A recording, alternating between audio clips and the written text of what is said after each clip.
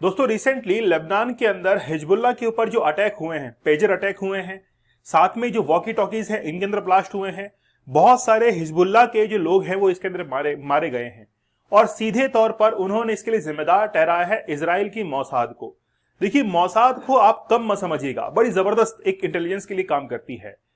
Hezbollah का ये कहना है कि ये जितना भी टारगेट किलिंग किया गया है ये आज का कोई प्लान नहीं था। आज से 15 साल पहले ही इन्होंने वॉकी टॉकीज के अंदर और पेजर के अंदर लगभग 25 से 50 ग्राम के आसपास विस्फोटक जो है वो इम्प्लांट कर दिए थे और उसको एक रिमोट कंट्रोल से जोड़ दिया गया था, जिसका आज रिजल्ट देखने को मिल रहा है।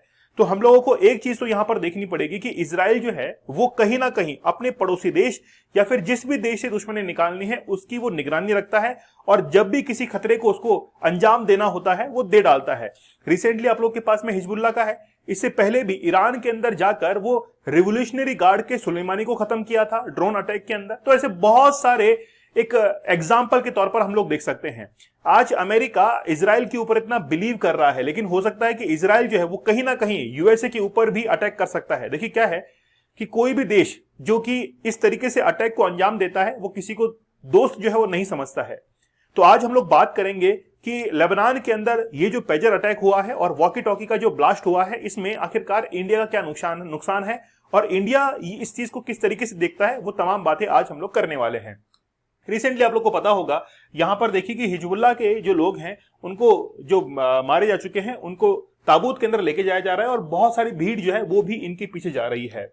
रिसेंटली क्या हुआ था कि सुपरमार्केट के अंदर एक व्यक्ति जो था वो कुछ सामान खरीदने के लिए आया था, इसके पास में पेजर था और पेजर इस बैग के अंदर रखा हुआ था। जैसे ये ब्लास्ट होता है तो यहाँ पर लगभग 2 लोगों की मौत हो जाती है और फिर ये चीज फाइंड आउट होकर आती है कि पेजर जो है उसमें ब्लास्ट हो रहे हैं।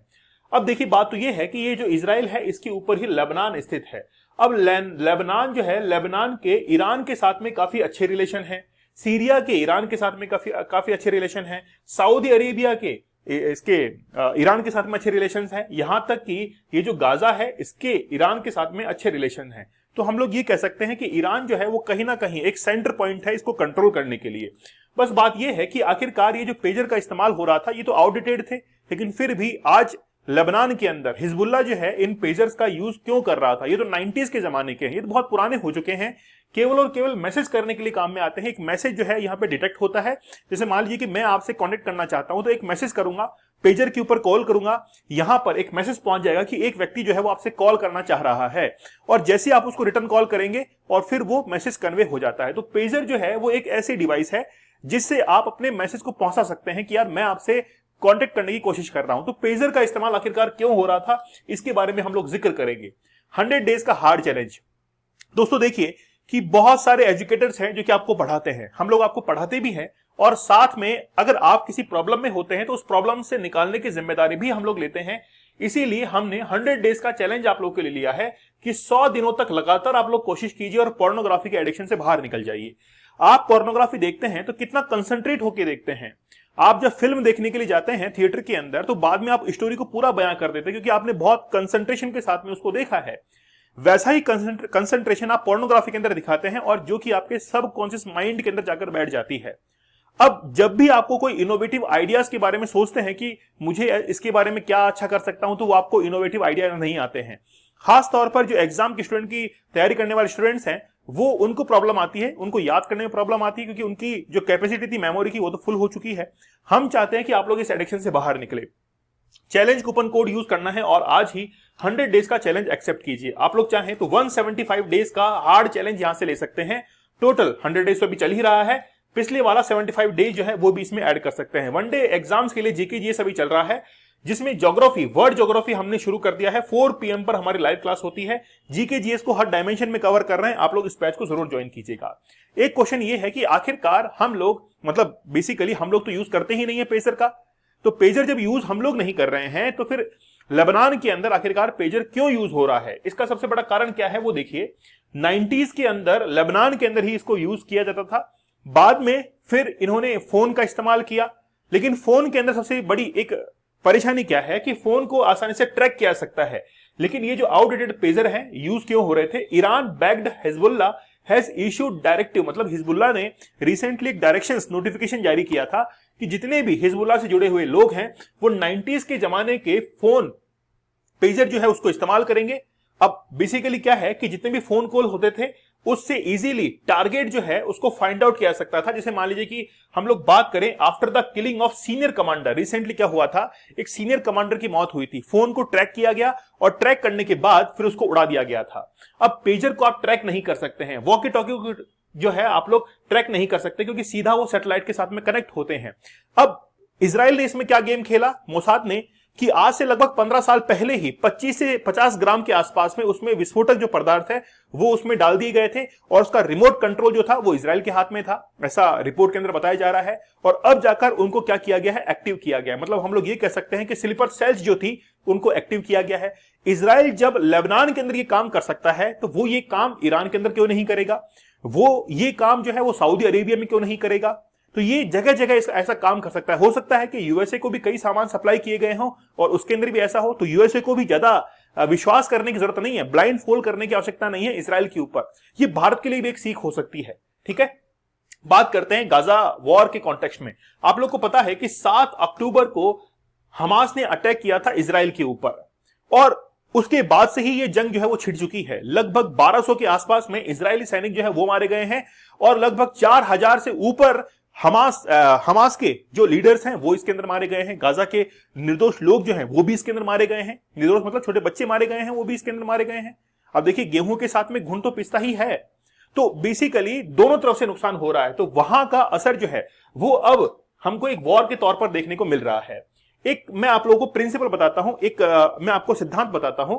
बेसिकली क्या है, ईरान को हम लोग मानते हैं, ईरान जो है वो है axis of resistance, axis of resistance है। तो एक्सिस ऑफ रेजिस्टेंस हम लोग ईरान को क्यों कहते हैं, आप लोग को पता है कि रिवोल्यूशनरी गार्ड के जो कमांडर थे सुलेमानी, उनको ड्रोन अटैक के अंदर मार दिया गया था। उसके बाद में ईरान ने डिसाइड किया था कि हम लोग इजराइल को खत्म कर देंगे और इजराइल को खत्म करने के लिए उसने लेबनान के अंदर हिजबुल्लाह, उसके बाद में यमन के अंदर जो हुतीज हैं उनको, फिर गाजा के अंदर हमास और इस्लामिक जिहादिक इनको, और फिर इराक के अंदर मतलब बहुत सारे इन्होंने एक सैनिक गुट जो है वो बनाना शुरू कर दिए थे इजराइल के खिलाफ कि हम लोग इजराइल को तबाह कर देंगे।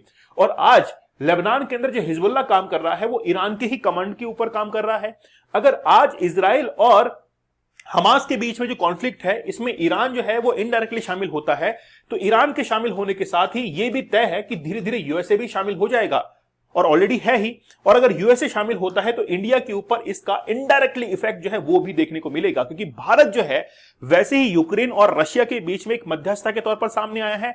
आगे जाकर हो सकता है कि इजराइल और ईरान के बीच में अगर वॉर होता है तो इंडिया की जरूरत आगे भी पड़ सकती है। इसीलिए हम लोग साफ तौर पर देख सकते हैं कि इंडिया जो है वो एक ग्लोबल लीडर के तौर पर सामने आ रहा है। लेकिन इन सब के बीच में आखिरकार इंडिया का रोल क्या है, इंडिया का पॉइंट ऑफ व्यू क्या है।